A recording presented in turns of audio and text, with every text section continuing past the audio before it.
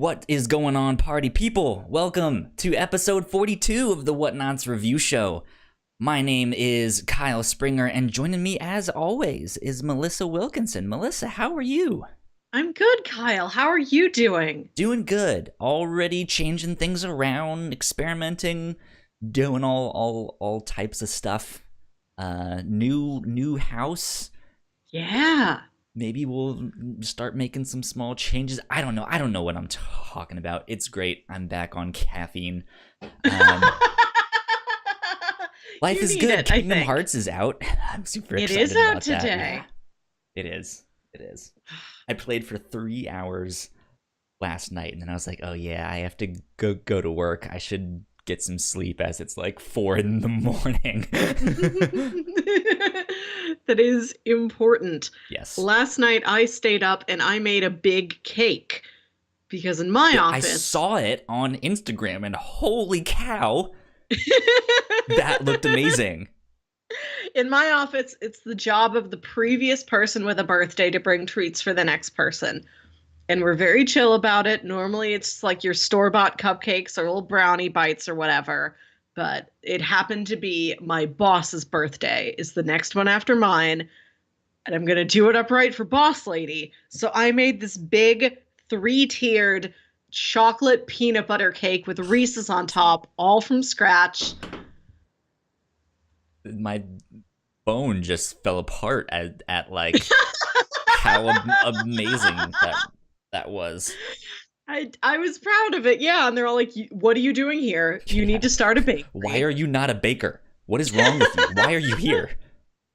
Like, well, if I leave, you have to take all my projects, and nobody wants that. So I'm still here. Yeah.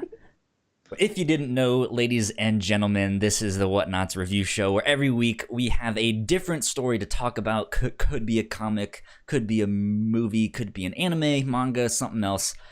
We read it, we watch it, we come back here, and we talk about it. This week, volumes 1 through 2 of a comic book called Wayward. Yeah. I am not prepared at the I moment, am, actually. Co-pilot to the rescue. Because I knew I would need help remembering all the characters' names. I have this still open on my tablet. I know it's written by Jim Zub. Yes, and we have line art by Steve Cummings, color art by Tamara Bonvillain, color flats by Ludwig Olimba, and letters by Marshall Dillon. Okay. There we go. That's exactly what I was looking for. I was like, I should have had all of this pulled up. I had it this time. Well, thank you. Okay, now I will open Twitch back up in case anyone wants to be like, hey, how are you guys? Hey. You guys are super cool. Yeah, so this was a book that I think I've heard about for a while. I've been interested in, but I've never heard enough about it to really make me pick it up. I knew it's a mix between like Japanese and Irish mythology, or kind of. We'll get into that more down the road. But the main character of the book is a young woman who is half Japanese, half Irish. And she moves to Japan to live with her mom. It seems like her dad may not be the best of dads. Yeah. And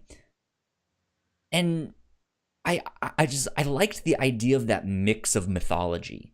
Yeah. And so I was like, it sounds neat, but that was all I really heard. And so I didn't really know what to expect. But this was one that I've had on my list of things to pitch for a long, long time. I was like, let's do that one. Let's pitch that one. You were the one that picked it. I want to know why you picked it. I Googled it, and I was sold on the artwork. It's a beautiful comic. Yeah. And I also like a monster hunting story. I like little supernatural things. And those are cool mythologies. Ghosts and we read, yeah. We read Dororo. That I said it right because I know I, there's like a Durara. There's another like manga with a there's name that's the Dororo, same except for like 2 letters. and then there's There's yeah, Dororo's Durarara. the one we read, and that had a lot of Japanese mythology in it, and I thought that was all really cool. Yeah, that was neat. Yeah, so I'm excited that we get to talk about this book for this week. Let's do a little bit of a plot synopsis Mm-hmm. for people who have not read the book just yet. We only read the first 2 volumes. I Yeah. don't know off the top of my head how many there are in total. But it didn't. It seemed like at least these first 2 volumes were basically the introduction of Yeah. the It's story. really like just setting things up. Um, yeah, and it ends on a really cool note. But for the synopsis, we mentioned the main character moving to Japan. Mm-hmm. She gets there and just kind of has to start her life new. Like it Yeah. doesn't sound like she's ever been to Japan. No, her name's Rory. Her Mm-hmm. mother is from Japan and was traveling to Ireland when she met her dad and settled down. And then after they got divorced, mom went back to Japan. And now, a year after the divorce, when Rory like can't stand her dad for undisclosed reasons, she goes to live with her mom in Uh-huh. Japan. And she's never been there. She feels like she has based on how much she's heard about it, but it's all new to her. And her mom is a seamstress and she's very busy. So as soon as she gets to Japan, Rory is basically on her own because On her her mom's own, never yeah. home. And she's just wandering through the city and she wanders into monsters. Yeah, weird monsters and mythological creatures, and she's like, what in the world is going on? And that's when the adventure kind of starts, and she meets Yeah. in a really interesting cast of characters. um Yeah. yeah, so And if I was gonna say, if you like manga and you've never really gotten into like American comics, oh, this might be one to check out. it's yeah. not Yeah. It's a really good bridge it's between the not two. necessarily the same kind of pacing, but I think the artwork is a little bit manga influenced, Mm-hmm. um, and then has that American comics influence in there as Mm-hmm. well. I think a lot of people are really gonna like it. I will say, however, I was a little disappointed with this book. Hmm. Um, so we'll get into that in Okay. just a sec. But I'm intrigued. yeah, a little bit of housekeeping. If you have not already, go like, share, subscribe, sell your soul, tell a friend, tell a foe, tell a spirit, or whatever. About the show. We could absolutely use your help. I know everything and everyone, says go like, share, subscribe, do all that stuff, but it actually does help. It does. Reviews on iTunes help. Following us on YouTube, or following us here on Twitch, which you could actually be watching us live discuss the Yeah, book. come You could join follow along us. at home and figure out what we're rating and join the live stream and be in the chat with us. Yeah, and that would be a lot of fun. That's twitch.tv/the Whatnauts, or on our website at thewhatnauts.com/live streams. Patreon supporters get this podcast early, just for as little as $1. Throw us some Yeah. pocket change, and you can get these episodes early, 3 days or so early, as compared to everyone else. All the plebeians. I, I don't know. That's it for housekeeping. I'm off the rails right now. Yeah, let's dive into the book. Uh because this is a delayed episode based on all of your Yes, moving my you've had to fault. be involved in. Yeah. It's not your fault. It happens. But I'm like, So "Oh boy." Before this like seeps out of our ears. Like, let's get to this dang story because it is pretty cool. So I will say that Yes. it was Saturday night. It was super late Saturday night. I think it was like midnight or 1 that I was like, hey, so I'm probably not gonna be there Sunday morning.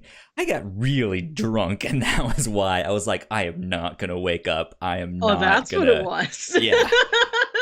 And it was just that unexpected. Like, all of the roommates were in the house at the same time for the first time. Like, let's just drink. And so we did. And then that next night, it was like, oh, we have to go to the old house to clean. And I was like, oh, well, I have a thing to do on Monday night. Can we do Tuesday? No, the new people are moving in on Tuesday morning. Ah, shit, okay. Well, here we go. So here we are on Tuesday night recording this when we should have been recording this Sunday morning. Anyways, let's talk about Wayward volumes 1 and 2. You know what I didn't do? I didn't do our little social media things. Oh, you bring them back? At the start, yeah. So people got to know who we are. They had to know where to find me. Exactly. Well, let's see. I think I just turned them on. They had to know where to find you too, but you don't have a cake. I don't have a cake. I have selfies in this purple light. They're also very good. So there's that. And now that you have our social media things, let's go into our spoiler alert. Yeah. Yeah. Okay. There are spoilers abound. Spoilers beware. Because this story takes a turn I was not expecting it to take. So what were you expecting from this book? First off, there isn't any overt Irish mythology in it yet. I imagine it's just still getting to that. Like, it's not like a fall to the story. We're just reading like a little tiny opening bit. Yeah. Because it seems like it's got such a huge scope beyond what we've actually covered. Yeah, I was expecting to see some kind of incarnation of a leprechaun. A Selkie. Something more, yeah, brownie. Especially since she's, like, her mother's a seamstress. And I mean, I guess we're already in spoilers. So that Rory's kind of power is that she is like tied into the strings of fate. Like, there's I guess you guys have I don't know if it's string of fate. Japanese. Yeah, the red string of fate. But then just the idea of like Celtic knots. I don't know exactly what that means exactly, they sure mean but something. I know the turn of phrase Celtic knots. They're gonna get there. Yeah, and like that would make sense, and I was expecting to see a little bit more of that mixed in, but it mainly focused on Japanese stuff. Mm-hmm. But I mentioned I was a little bit disappointed with this book. Okay, was there something you were looking for that wasn't there? Besides just stuff it seems like it didn't get to yet. Let me start by saying this. I think the book opened up really strongly. I think that the opening narration coming from Rori to her like discovering Japan for the first time and being like, well, this is my life now. I think that opening monologue, fantastic. Yeah. I think it was written extremely well. I think it started the book like it was a good place to start because we are discovering the book as she is discovering her new surroundings. So it's not like I've been doing this for 10 long years and blah blah blah. You know, it's like, okay, there's a long history that we don't know. Like, no one knows a thing, and so we're all on the same footing. And I really liked the way it was narrated. And then we don't get that. Really, we get more of her narration, but not to that extent. Until volume 2, which it kind of switches characters a little bit. And we get more of that narration, which again, I really liked. But then it just kind of goes away. And it's like, okay, that seems to be like start of the next volume gimmick. And I oddly enough, I think I would have preferred this to just be a book. No offense to the artists involved, because again, the artwork is fantastic, but I think that narration for me, like, struck such a chord that I was like, yes, I want more of that. Yeah. And then the rest of it was not that. So okay, so that was your big fault. Like, they use the narration just sometimes as a storytelling device, and you wished it was a more pivotal element. Like, it's oddly enough, I wanted more exposition. That makes sense. Yeah, because it is her narration, it is her explaining all of this stuff, right? And then it switches, like, after the first couple pages, especially after that first issue, to just the stuff that is happening in the book. And like, it's not that the stuff was bad, but then on top of that, at the end of these volumes is all this encyclopedic knowledge of all of these yokai, and I loved it. Yeah. I was like, this is what I want. I want the explanations of these things, because I don't understand anything that's happening. Yeah, I wish there would have been more from character to character explanation of the kind of stuff that's in those appendices in the back. Yeah. Like, it's not like it's written in some, like, dry old history book style. Like, it's a nice, fun, light, explanation of the monsters. But I would have liked it to be in, like, a real character voice and hear another character, like, reacting to it. Yeah. Yeah. So I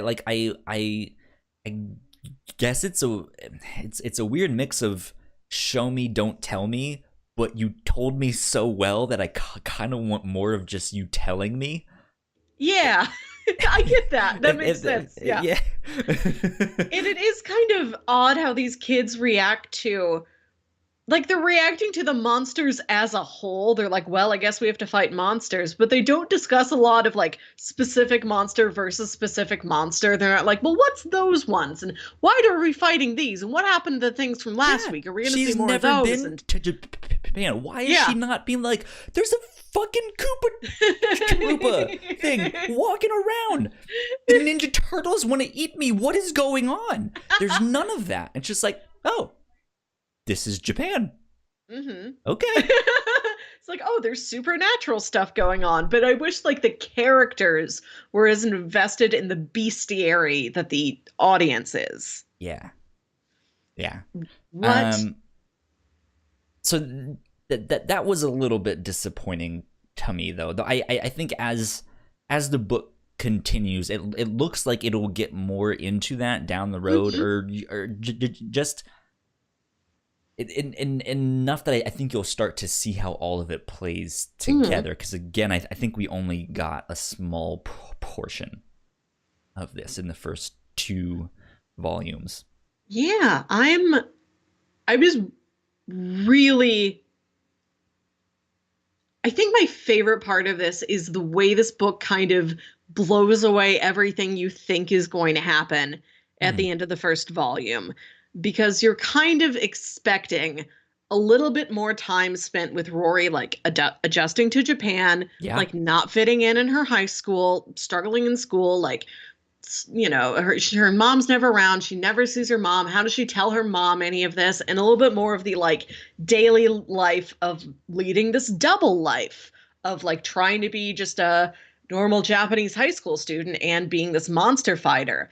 But the first volume ends with her mom, who you do slowly find out is this, like, she's involved in some shadowy stuff. Like, she's benevolent, but, like, I thought that was going to be more of the mystery or the adventure. Yeah, I thought who is her mom? Like, who, you know, who is she working for? Do we need to take down this company that is somehow harvesting spirits, or, you know, who knows what? Yeah, and I think that is ultimately going to be it, but they take the mom out of the picture. Like, they kill her mom at the end of the first volume, and I was shocked. Melissa was taken aback. I thought the mom would continue to be like, I didn't think it would be so soon to, like, reveal that the mom was involved in all of this stuff. And then to have that happen, and to have, like, oh, the entire apartment building blows up and they think Rory and Shirai are dead, and like they're off in some plane of existence, like they kind of zapped off somewhere. Like there's no explanation to that either. It's a little fuzzy, and they're not, they get back into the story of volume 2 like closer to the end, so I imagine we're still getting to the okay, well, now that we have a minute of breathing time, let me Now explain to what you what really I've been happened doing over here? the last couple months. So that might be a volume 3 thing, but like everything you think is going to be like some of the major conflicts of the story, like Rory's home life, Rory's school life, that's gone by the end of volume 1. Yeah. Yeah, Yes, it's an interesting twist. I yeah. I'm trying to think. There's something else. It's in the back of my mind, but I can't seem to place it. There's another thing that I know that does something similar to that, where everything like it's looking like this book is about to be this one thing, and then bam, nope, they're all dead, and it starts a whole new thing. It's just like, oh, okay. But I don't remember, so that's kind of a moot point.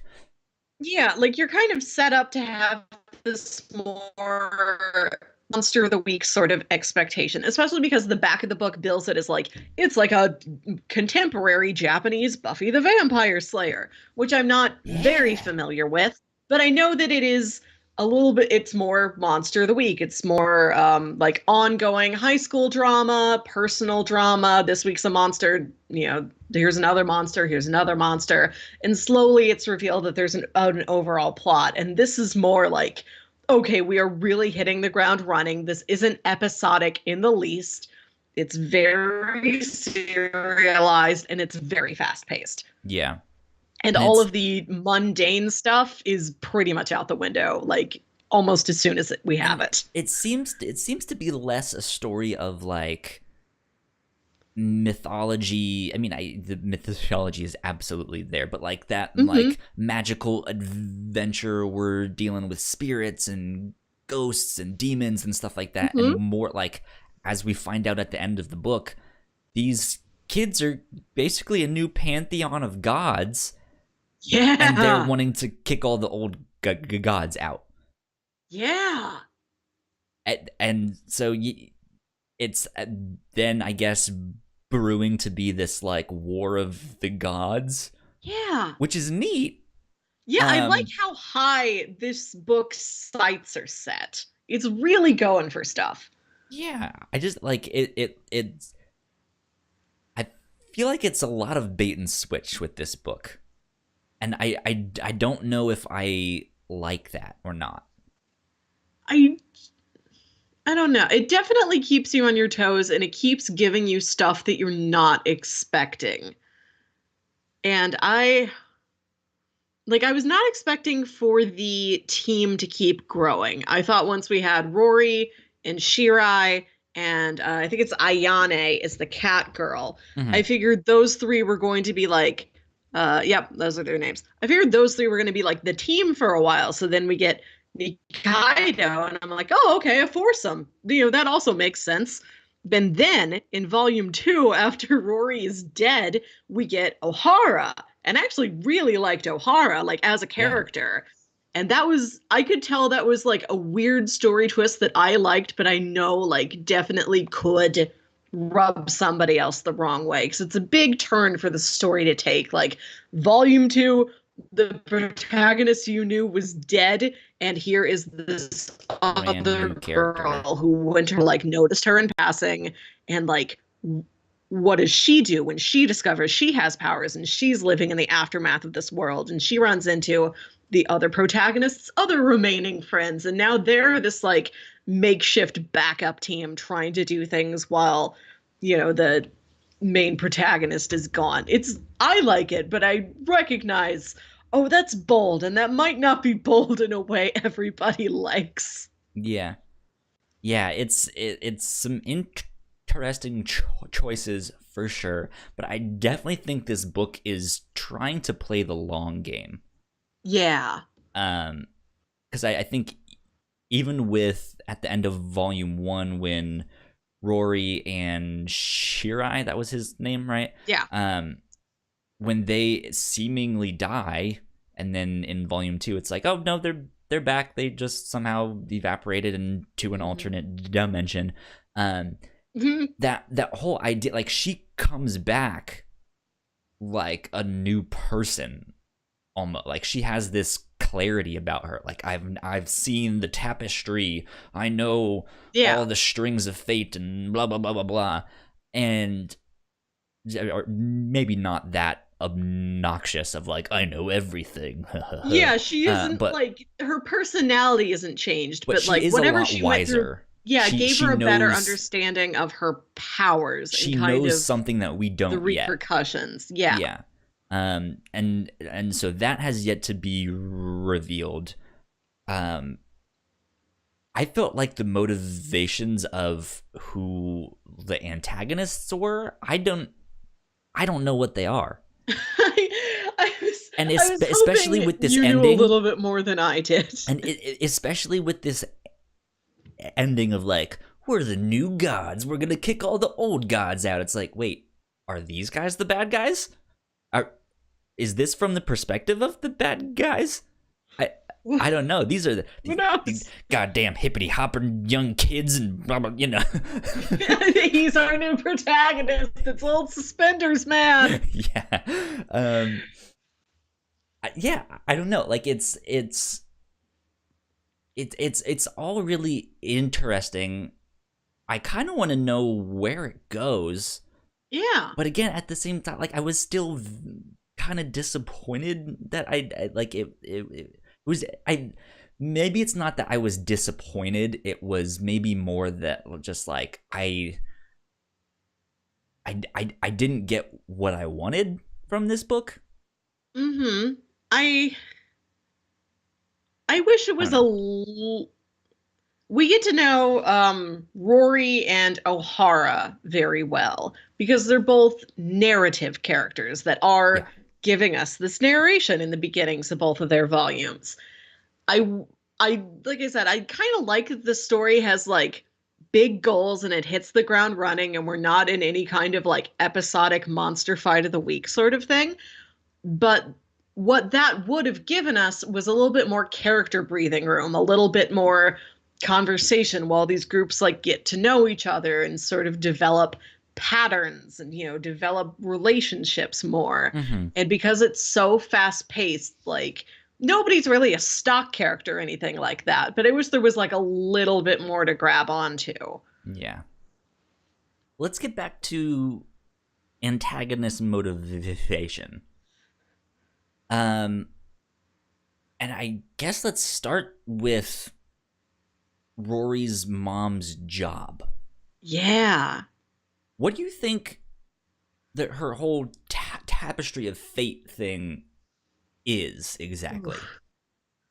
Okay, so I read this over the weekend and I was sick, and so I was like kind of in a haze when I was reading it, and the first thing I lose when I am like knocking priorities off my storytelling list because I am exhausted and feel weird, I'm like, I don't care why any villain is doing anything. I just need to know that there is a villain there. All villains are bad. Yeah. So, like, if I'm not in the right headspace, that's the first thing, like, I lose any awareness of.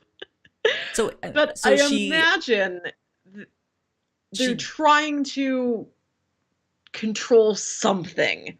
Yes. They've found these people that are seamstresses for the web of the world, the tapestry of the world, and all of life. And they're just trying to skew things some way. Like towards the favor of these older gods, I guess. Yeah. I was trying to tie that in more to the name of the book of Wayward. Like, I guess I don't know exactly what the word wayward means, but I'm more thinking along like it connotates like pathways. To me, or like that, you know, the song "Carry On My Wayward Son." It's someone who's gone astray, and so again, it is this like pathway or this option of one way you can go. I guess you're the one with the English degree, so you can correct me if I'm wrong. Yeah, it means kind of off the path, like you've gotten away from where you're supposed to be. Like you're blown around in the wind. That makes sense. And there's also this concept in there of being like having your ties severed. Yeah, and kind of being cast aside, whether it be, through your own choice or just through the actions of others or the hand fate has dealt you, etc. You're just outside of things. Yes. Yeah, or magically ripped out of the tapestry, which I think is what happened to Rory there. But yeah, it's this interesting thing. This supposed company or whoever they work for seems like they're trying to control that tapestry, but it doesn't. Like I don't know if I can honestly say that they actually are manipulating it, though. At least to an extent that's like, we want to take over the world. But it seems like smaller things. Like it seemed like they were actually trying to cover stuff up rather than like, well, we can manipulate the stock market. Yeah, we can do this. We can do it. It's like, hey, we have a plan for down the road.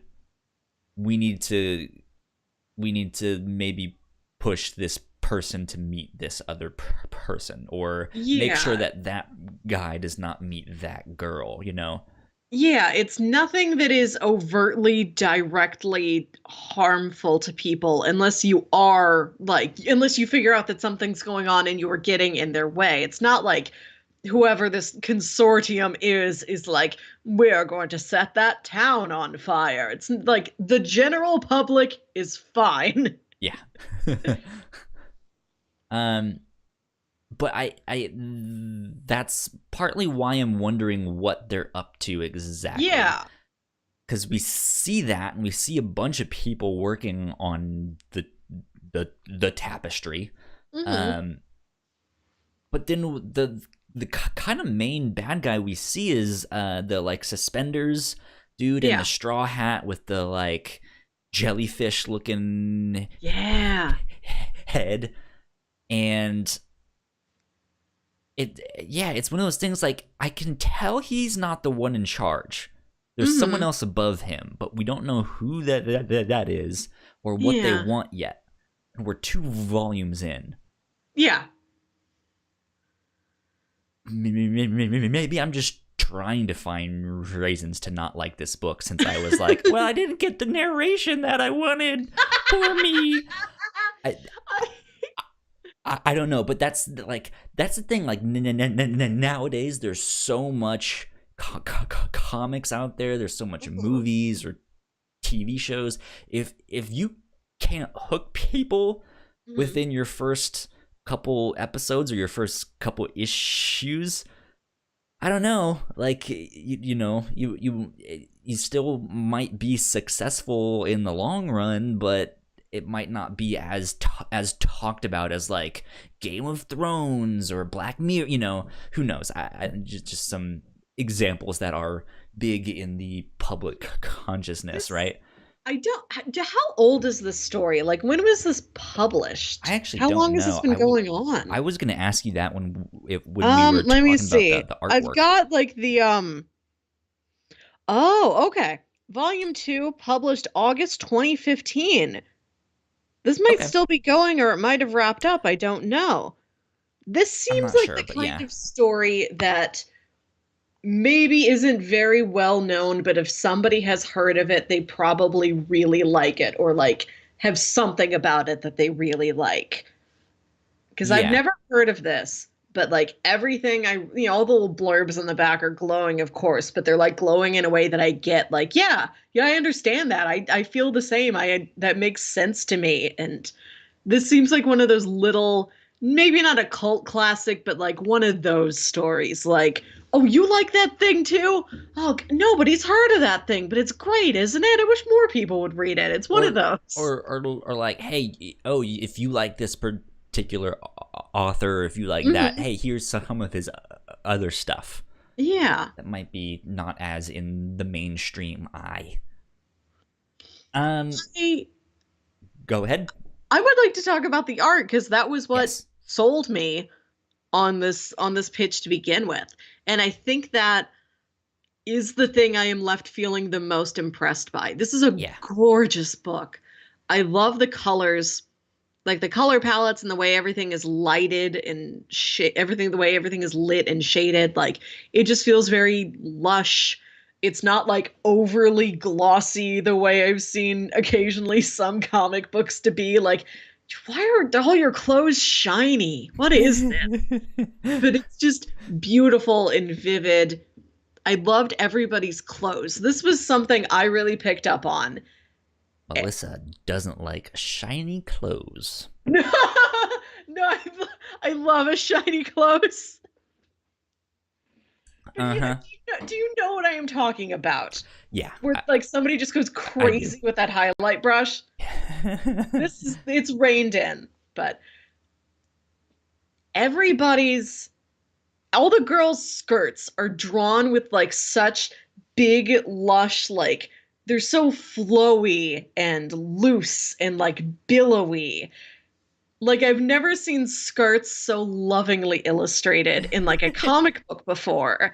And I loved that. Like that hit me because Interesting. yeah, because this isn't it's a book about teenage girls. It's not necessarily a book for teenage girls. It's not to say it's like, oh, it's young adult, but anybody could enjoy it. Like it just seems like that's not the audience they are aiming for, even if that's who they're writing about. Like it just feels like maybe a little bit mature than that, maybe a little bit more just general story happens to be about teenagers. But it hit that like teenage girl wish fulfillment part of me that's like, oh. It's an interesting mix between American comics and Japanese. You mentioned that at the start, but I was also going to ask you when this book was coming out, because of the artwork. I liked the artwork. I think it's fantastic. Tamara Bonvillain is a fantastic colorist, but I think the combination of the coloring and the line art and the manga influence, it kind of reminded me of some like early 2000s artwork in American comics. I can understand that. Which I don't mean that in a bad sense, because early 2000s is when everyone was also discovering gradients. You know, digital coloring was big. Yeah, but like if I feel like if artwork had kept that style and advanced it to a point where it's like, whoa, this is really good, that's what this book would be. Like it seemed a lot like that. Okay. I'm glad you mentioned the early 2000s because that's what the fashions reminded me of a lot. Like these all seemed like outfits that 14-year-old me would have dreamed of. And I liked that. I like that it's not like super wish fulfillment. Like they're not popping out these glorious, like princessy magical girl outfits, but it's just like everyday fashions. Like just like interesting you bring that up though. Because you said this is a comic about teenage girls, not necessarily for teenage girls. Just enough to like hit the inner teenage girl inside me. I know what you mean, but like it has that mix of it's structured like an American comic, though it has the motion and the action and I think the pacing of a manga, and it has artwork that's kind of a mix, and we see characters who are the like superheroes, but they're gods rather than superheroes, but they're also teenagers, but we get a mix of guys and girls, and so it is like this almost magical girl transformation when they start using their powers. And I mean, they don't do the whole spinning thing, and you know, but it's I feel like it's a perfect blend of all of that stuff, which I think is super rare. And if I tried to do that, I mean, I'm not a comic book writer, so I'd be terrible at that stuff anyways, but I feel like it'd be really difficult to do just from an art standpoint, to mix all of those genres and influences all into one like smooth thing. Yeah.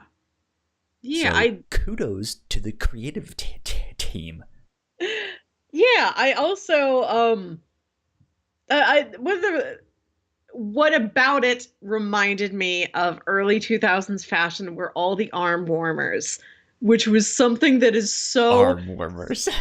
so frivolous and like so there's so the amount of times you would legitimately need an arm warmer are so slim, but I remember those being big when I was like 14 years old. And I had friends that had skinnier arms that could wear the arm warmers, and I'm like, "Ah, oh, those are cool." And in hindsight, I'm like, "What are you going to do with arm warmers? Arm warmers are dumb." But they also are in Japan. We have to keep that in mind.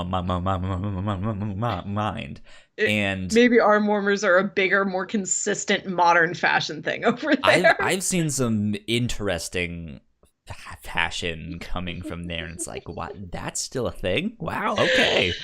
But it didn't strike me as, and I know nothing about that. It didn't strike me as like, what's this one weird dated element doing in this fairly modern comic book? It just reminded me of, I remember being 14 and wishing I could look cool. Like, it was used effectively. I've never seen arm warmers used effectively because it just made me feel like nostalgic and girlish.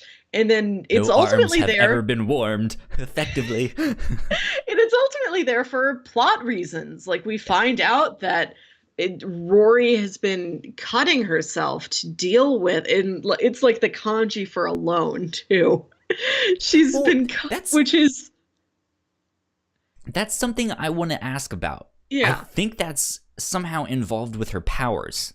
Yeah, because she shows up later and it doesn't say alone anymore. It's adapted into like a different kanji that means something more positive and like more, it shows that she's grown more confident in her powers, and it doesn't show that like she carved it like, I've changed my mind. I'm going to cut myself one last time to make this not say alone. It's going to say something better. And then I'm done. No more. Yeah, I found a boyfriend. It just shows. Kidding. I'm alone. It just shows up. So it seems like it must have happened magically, but we don't know if she consciously like made that happen or if it just like did that and attuned to her like inner spirit. So within that first issue of the comic book is when Rori gets her first like flash at her powers. She's never had them before. So something about being in Japan, or at least close to her mom or where she works. I don't know if that's the source of the tapestry. Who knows? But yeah, she has that first like incident, like what the hell was that? Where she sees this like red stringing pathway. But then without any explanation, I think it's like an issue or two after that, she can do this thing where she can just like write these magical runes, and there's like no explanation. Like, whoa, I've never been able to do that before.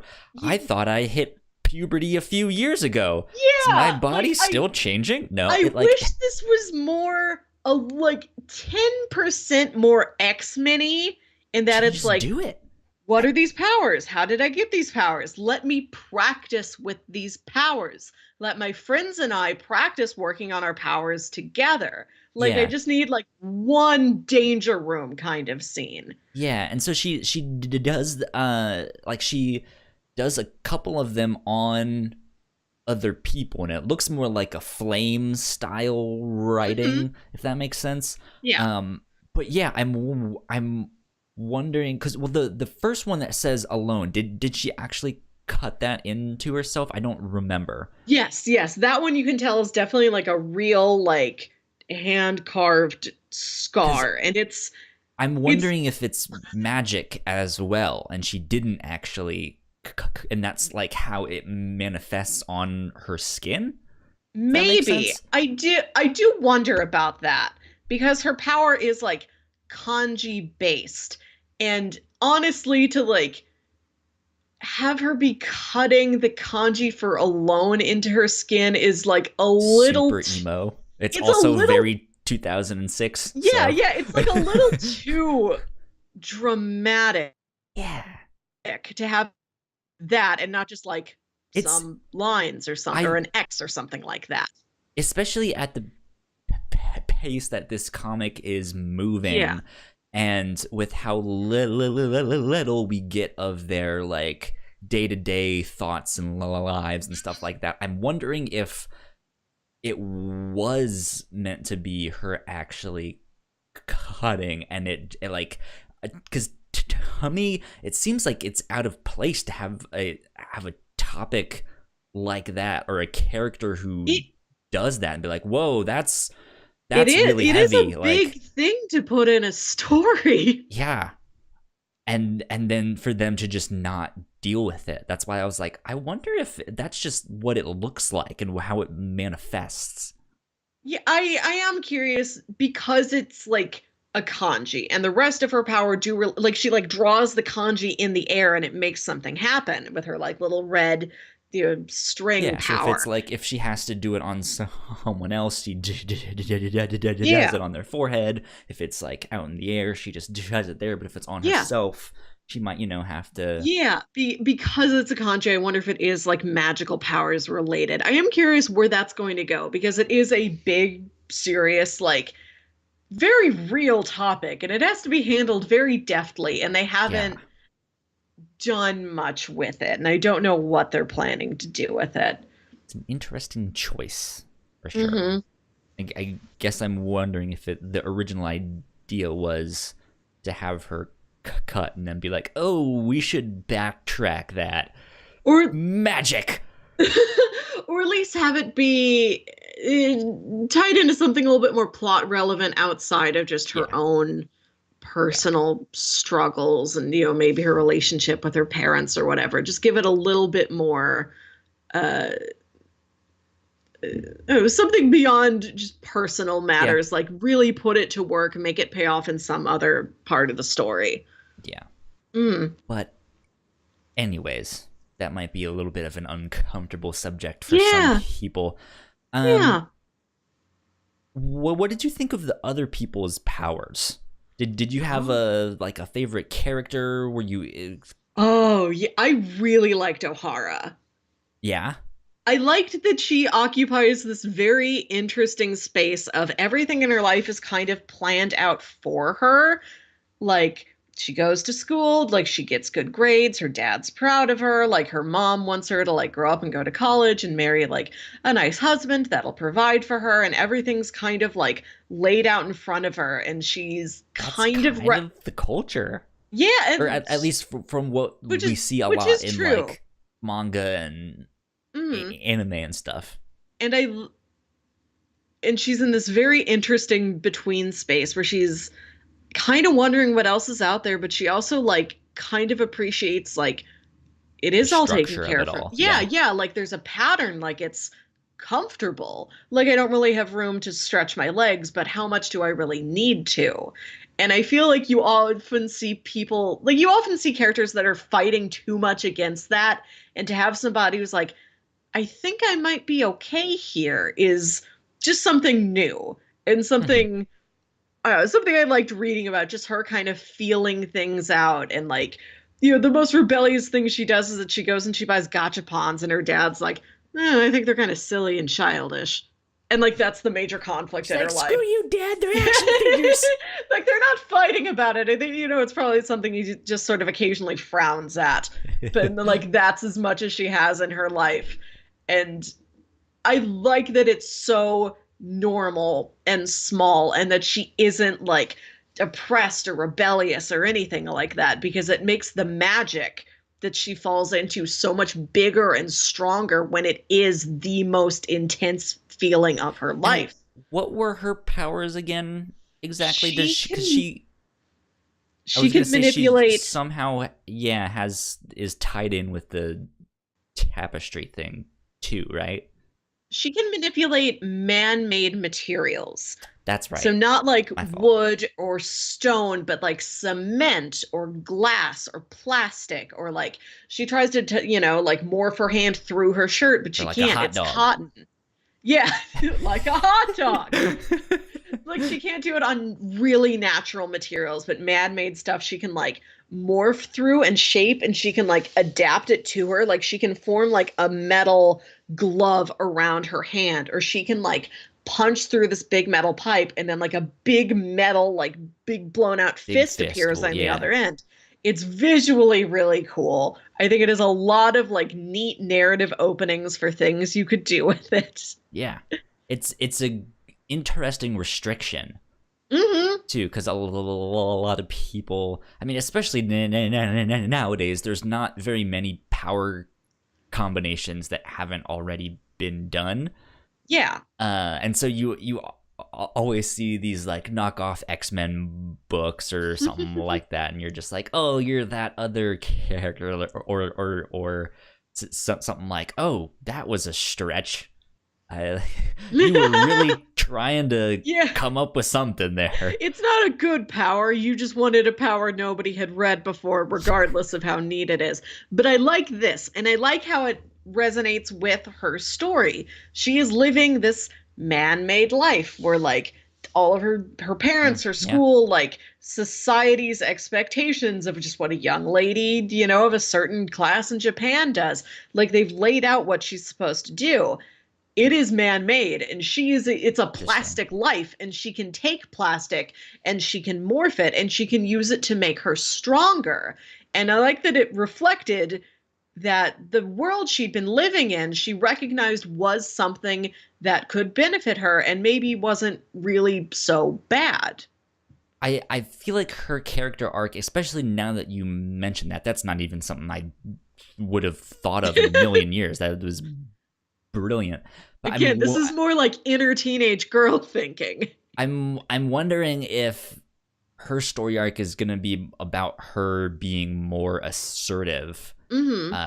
Just her as a character instead of being this, I want to live this structured life. Not so much that it's like I'm gonna be super punk rock, screw the man, blah blah blah, but just be like, no, I can take my own life into my own hands. If that means I need to live this structured life, that's what I'll do. If that means I need to move to a new town, that's what I'll do, whereas it seems like now she's in high school, so it's just like, yeah, I do what my parents tell me. Yeah. And I think Rory, especially having her like her story, I feel like is then a mix of like, she feels like she's been dealt a bad hand, maybe. Like she's not in control of her own fate, and at the end of the day she is, with her new powers, right? Yeah. So I'm trying to think of what was what's his name's Shirai, or yeah, Shirai. Shirai, he can no longer eat. He has to sustain himself on spirits. And he has these like scars around his mouth, and It looked like I veins. guess like what I don't know, it looked like almost like kind of like puckered up scarring, or like, yeah, or like burnt something skin. like that. Yeah, yeah. And again, like, and it didn't show us exactly how that happened. If this is the result of some other like trauma in his life or something like that, or if this was something his powers Too many did warheads to him. Like maybe it's something like with Rory, like, oh, are your powers having a physical manifestation on your body that isn't entirely explained yet? What if his whole thing is you are what you eat, and he's just slowly fading away? He's gonna become a ghost. Yeah. I have no idea. You sent me on the like, oh, let's really dive into the like metaphors of their powers. Yeah. I didn't come up with them for all of them. I just had Ohhara. I actually really liked Ayane. I feel like she was the most mysterious character because she was the one that she was the first like other character that we met that had some kind of powers and like mysteriously disappeared. Why the hell are all these cats around here? What is going on?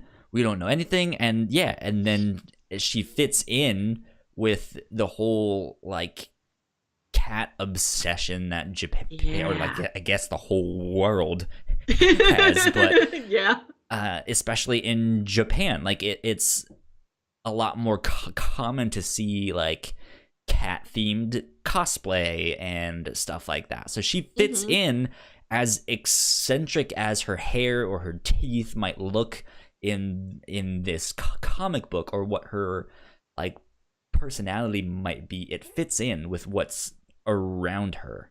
And so it's one of those things that's like her powers are completely showing, but she blends in so well, and that kind of causes her to just go below the radar, which was neat. And then there was I forget exactly what was happening, but there was that really quiet moment where she's kind of running out of her powers. I thought you were going to talk about the really quiet kid. What I don't know enough about him to really like him yet. I don't dislike him. I feel like he was my least favorite. We just know the least about him. Like, he's very quiet by his nature, and except for Ohhara, he is the last person added to the team. So it's kind of the point of him. Like, it makes sense why we don't know as much about him. But for Ayane, there's a moment where she kind of collapses into, I think it's the quiet kid's lap. And it's just a nice little character moment. Which, again, as fast as this book moves, we don't really get those. So, like, that stood out to me. It's like, oh, like, that is something I can latch onto to help me understand these characters more. So, I don't know. Yeah, and she's got, like, a whole weird backstory where she's actually, like, centuries old, and the Ayane we know is just a manifestation of her carried around by cats. Then there was that weird future version of her, which was also not her. Or was that in the past? We don't know. Was it an alternate dimension? I don't know. This was another thing. I'm like, it was an alternate Ayane, and she was an older woman. Yeah, just like an old cat woman, an old cat lady.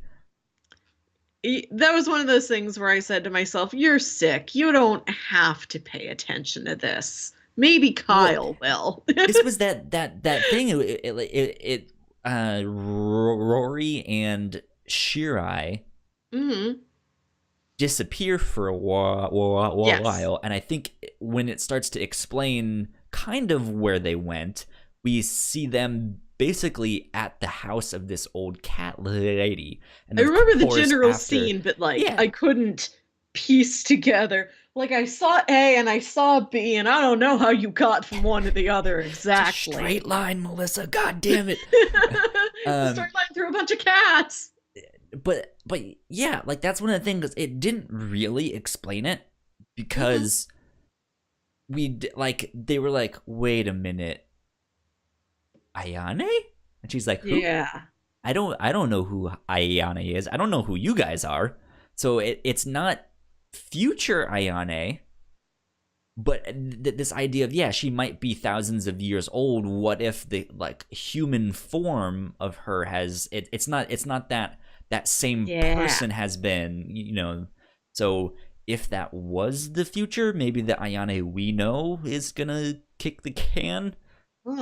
Or maybe that was in the past. I don't know. No. And the Ayane we know is her daughter or something, or her great granddaughter. Who knows? But yeah, it was just like, what is happening? What? I don't understand this. There's a lot to unpack just in these 2 volumes. Like they're going for it. Like they're swinging for the fences on this. And even if I don't get all of it yet, I like that they're this ambitious. Yeah. Yeah. It's again, I think they're playing the long game, and I think however long this story ends up being or ended up being, I think it's one that once you go back and read it again, you're gonna be like, oh, I see this Easter egg. Yes, I see that exactly. Easter egg. I see this. Yeah. I see that. I get what's happening now. Mm-hmm. Oh, which is neat. But then at the same time, I don't want those types of stories to be super long, because then it's a hassle to watch them all, you know, or read them all. In this case. Yeah. It's a pretty fast read, though. I recommend it. Even just for like the art alone. Gorgeous stuff. Yeah. Good stuff. I've read one other thing from Jim Zub that I liked a lot, and it was his Samurai Jack comics. I'll be back. Yeah. The past. Exactly. Samurai Jack. Actually, we covered it on a episode of the Whatnauts podcast back when this show used to be just the Whatnauts podcast a long, long time ago. Paul and I covered them. I really liked them. It picked up where the show left off. Good. Which was neat. So if you were a fan of the show, you could check it out. But yeah, I know Jim Zub writes some stuff for Marvel as well. I think he puts a lot of his scripts up on Patreon as well. So if you like his work, you can get more into his process and stuff like that. Which is neat. That's something I don't see a lot of creators do. Right, at least comic book creators. They do like sketches and stuff, but it's usually like, hey, not my actual. I know. I guess his scripts are like however many months behind. It's not the one like, my new issue is out on Wednesday. Here's the script. You know. Yeah. But it's like, hey, remember that comic I did 8 months ago? Here's that one. Here's the script. But yeah, I kind of want to go back to the villains, because again, I'm really fascinated by all the extra material that's in the back of the volumes. That I think was by far the most fascinating part of this book. Just to read about how the god was, or how one certain god was not actually a god, it was a spirit, but then through time it did this and that, and now it's a fox, and you know, all of that's like, whoa, this is fascinating. I love this. Did you have I guess a favorite villain, or like a favorite, because we saw tons. We saw the turtle-looking people. We saw the fox-looking ones. We saw the more like monster bug-looking ones. Then we saw the guy with the straw hat and the suspenders. We saw some like weird, the Spider Woman. And then like the crouching tiger kung fu dude when they ran into the ambush there. There was all sorts. And yeah, again, it's one of those things. I think there's so much to unpack that I don't feel like we really can, having only read the first 2 volumes. Yeah. But what did you like? Was there one that stood out? So or I don't. Did you not like them? Were you like, all the villains were bad? No, I liked all the villains. They're visually great. Yeah. I wish there was like a little bit more distinction from one to the other in terms of like the repercussions of what they're doing. Like if one of them was like, oh, these are little ones that we can beat easily, but they might come back. They're sneaky. Like if they had a Team Rocket of villains, and if they had like, not exactly, but you know, just like Team in that Yokai is blasting off again.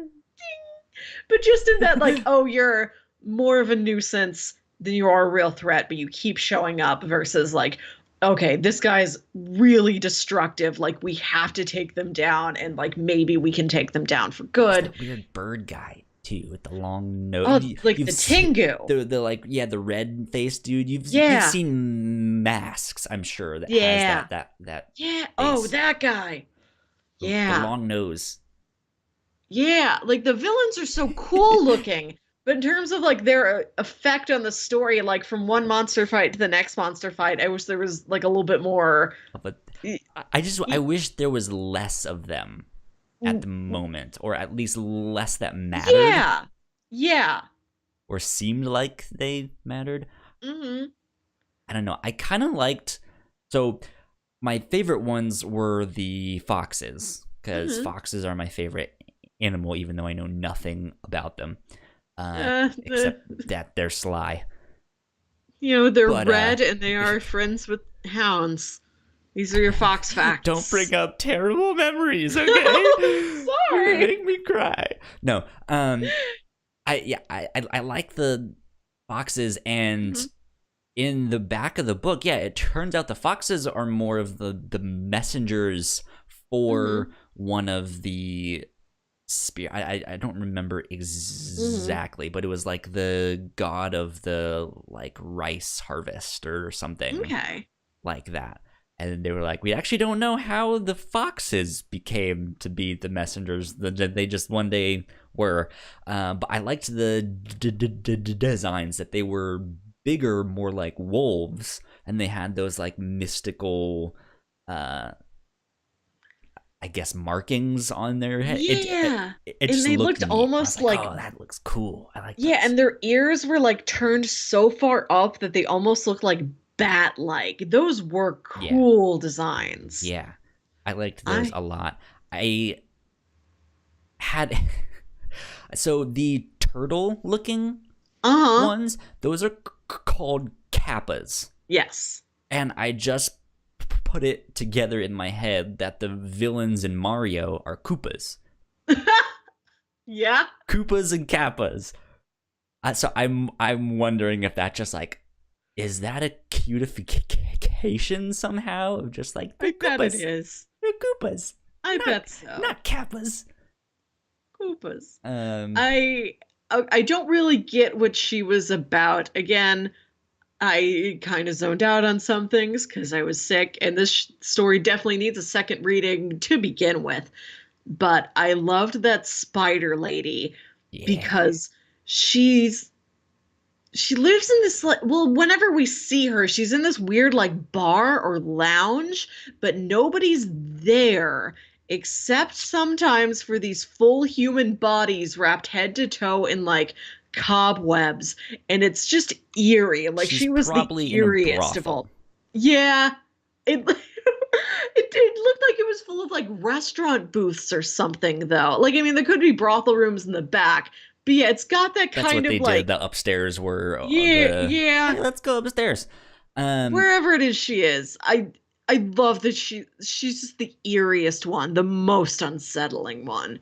Yeah, that one was actually scary. Mm-hmm. But did you read the like back of the book stuff on her? Or I guess on that. I think I did, but again, stuff. I don't really remember. I don't remember the Japanese name. I think it translated more literally to something like horse spider whore. Yeah. Yeah. You know, it's like, oh, okay, get right on the nose here. Yeah. But yeah. So like it had something to do, I think, with the prostitutes of the time, or the women in the brothels, and one of them might have been a demon, and blah blah blah blah, blah, you know. So it's just this like, ooh, they're gonna get you, they're gonna eat you and catch you in their web, you know. But yeah, like I think when used in this almost like Clash of the Titans war between the god, like, she becomes really scary. It's like, oh, she's really like, she can be really effective on a whole bunch of people. She'd be an assassin extracting information, stuff like that. I'm intrigued about her because, like I said, we never really saw anybody around her. Like, she's in this place that very well could be a brothel, but we guess that from her, not or from some like very much about hotel what is room. going on. Like, there's nothing around her. Like, she operates like in isolation, and like you can tell, like she's gotten rid of everybody around her. Yeah. Like, how does that woman operate? What does she do? Where'd she come from? Crazy stuff. Mm-hmm. Crazy stuff. I think that's all I have to say about the book. I had a rough time with the book. Like I said, I was a little disappointed. I don't think the book is bad though. No, I liked it.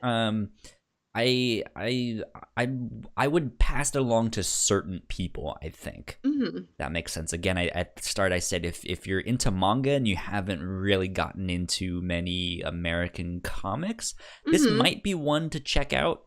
Yeah. Which is a good hybrid. Can you think of something to recommend? If people liked this, what else do you think they would like? If they liked the sort of young lady confronting her powers and her possible family ties to those powers and how these are going to shape the entire future in front of her, maybe go back and read Chilling Adventures of Sabrina like we did. Interesting. Which is a lot more like, it's a smaller story. It's very character driven. It's a lot more horror based. It's got a lot more of the everyday life of like going to school and things like that. It's less of this, high speed run towards fighting a bunch of monsters and like tearing apart the fabric of all of the world. But yeah, if you want a small scale, spooky, powerful girl adventure, try Sabrina. There you go. I have one recommend. I'll stick with two, and I'll say my first one, which I guess may be very tan. This one might be a stretch. Excuse me. I would say, I believe it's pronounced Modica Magica. Something yes, like that. So you know what I'm talking about? Yeah, I've had this recommended to me a couple times. I haven't watched it yet. It's a magical girl anime. Actually, it might be a manga as well. But yeah, kind of flips the whole genre on its head and ends up taking a very dark turn. But it appears to be this like very cutesy Sailor Moon like magical girl type of thing, and then by the end it's like, whoa, what is happening here? This is strange. I've seen a little bit of that. I need to pay more attention to it to really understand it. But I liked it, and I think it has the like it has I think the potential to be dark, if that makes like this book Wayward has the potential to go the route that did, which is why I would recommend that. But come on, brain, don't fail me now. I had go for it. A second one. What was it? Oh my god.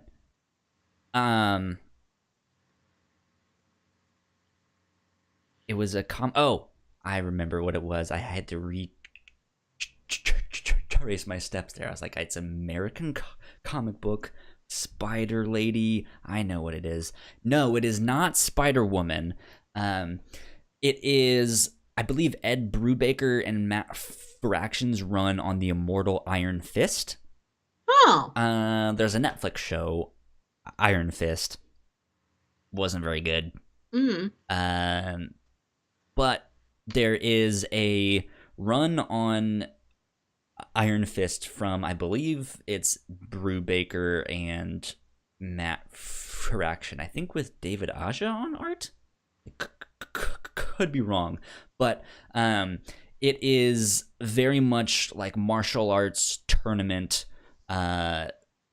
style stuff, but each kind of iron fist from these different realms, or these like champions from all these different realms come together, and they are like, you know, they all have their own fighting style and stuff like that, but there is a character, or I think sisters, if I remember correctly, that are like the Spider Sisters. And they have that like really creepy, dark vibe. So yeah, I would recommend that. I think that would be an interesting next step, especially if you're coming from manga, you read this and then want something else that's like the next step, because it's like fighting tournament type of martial arts stuff. I don't know, whatever. That's what I would recommend.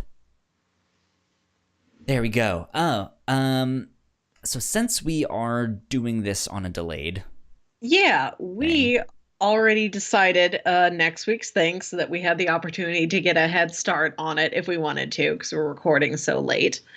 But to recap the pitches for the audience, if they are interested in the thought process that goes into these, these were my pitches, and they were my Valentine's Day set of pitches, which I was very excited for, because I'm a big old sap. I'm a big softie, and this is my favorite time of year. And I pitched you 3 fantastical romances. And the first one was the movie Ghost, which I considered for Halloween, but tabled for Valentine's Day because it's more romantic than spooky. And I'm not going to go into describing these too much because, you know, I already described them to you and the audience. You can go look it up. You can look up what Ghost is. What we're doing for next week. You know. It's the pottery wheel. Whoopi Goldberg plays a psychic. It's cool. A man dies and has to use her to talk to his wife from beyond the grave. Amazing. And one of my other pitches was this TV miniseries from the year 2000 that made a giant impression on me when I was 10 years old. And it's called The 10th Kingdom. And it's this like fairy tale mashup where this woman from New York City falls through a magic mirror, and her dad's with her too. So there's also this just like grumpy, like, yeah, just like a grumpy middle-aged man is there also, which is great. Humbug. Like she falls through a magic mirror into a world where every fairy tale is real, and like the human embodiment of the big bad wolf, who's the sort of quasi like, is he human? Is he wolf? Who is he? But like he falls in love with her, and she has to deal with that, and they have to like stop an evil witch from stealing the throne away from a prince, and there's trolls and like magic beans and the whole 9 yards, all the fairy tale like goofy storybook romance stuff, and I loved it. There you go. But what you ended up picking was Pushing Daisies. We're gonna watch season 1 of that. Yeah. This is Brian Fuller's TV show from 2007. And this is about a pie maker who has the ability to bring things back from the dead with a touch. But if he touches them again, then they stay dead. And he does this to his childhood crush. And so they're reunited again, and they are in love, but they cannot touch each other. It's like Rogue from the X-Men. Yeah, they have to like kiss each other through like a roll of plastic wrap. Full body condoms. Yeah, they have to go ballroom dancing together while they're both wearing full beekeeper suits. Like it's really creative how they get around it. And you know, together they solve murder mysteries, and also the show is a musical sometimes. It's a lot. Like I was really excited for you to maybe watch this thing I loved when I was 10 years old, and I would get to show it to you and we could talk about it. But Pushing Daisies is the most important thing for you to see on this list. So I'm glad that's what you picked.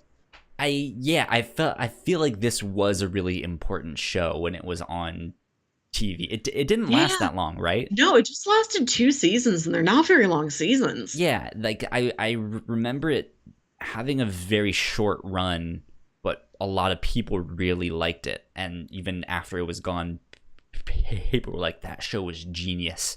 Yeah. So Heard good things. That's why I wanted to finally cross that off my list of I've watched that. Yeah, it's a good choice. I'm looking forward to this one. Yeah, that is what we will be talking about for next episode, which we normally record Sundays at noon Eastern time. Was that your mic stand or something? Yeah, I just accidentally hit one of those little springs. It sounded like the piano in a horror movie. I'm sorry. When something goes wrong, just ding. But yes, Pushing Daisies season 1 for this next week. I think it'll be good. It'll be interesting for me to watch because I'm settling into my new place. I'll be playing Kingdom Hearts and then forcing myself to take breaks by watching. These are your hand breaks Daisies. When you can't work the controller anymore. You'll watch this. Yeah, exactly. So should be fun. I'm looking forward to it. Melissa, where can the people find you on the interwebs? You can find me on Twitter and Instagram at Wilkywit. That's WILKYWIT. And you can find me at Yo Kyle Springer on Twitter and Instagram. If you guys want updates with the show, you can follow us on Twitter at the Whatnauts. That's where we will post all of the updates or when we're going live. Or retweeting news and stuff that we think you guys might like. Who knows? But yeah, if you guys enjoyed this show, please support us on Patreon. That would be absolutely lovely. Throw away your life savings. That would be lovely too. Don't question what I just said. That would be lovely as well. Patreon.com/the Whatnauts. Give us all your money. Yeah. The end. Do what the man says. Do what the man says, God damn it. Yes, so we will see you guys next week. Thank you for joining. Adios, guys. Bye. Bye.